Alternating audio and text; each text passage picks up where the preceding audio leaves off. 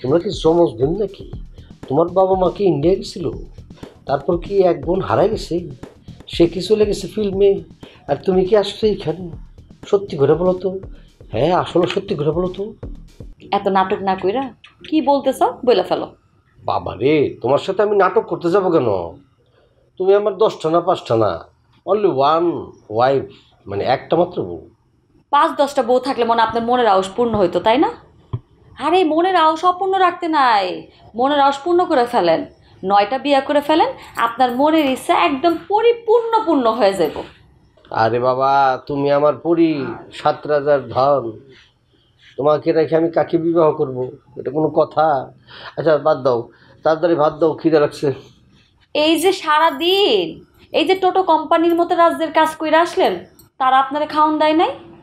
এটা কি বললো তুমি? মানুষ আমার খাবার দেবে কেন? আমার দেওয়া খাবার অন্য মানুষেরা খায়, অন্য মানুষের খাবার আমি খাবো কেন?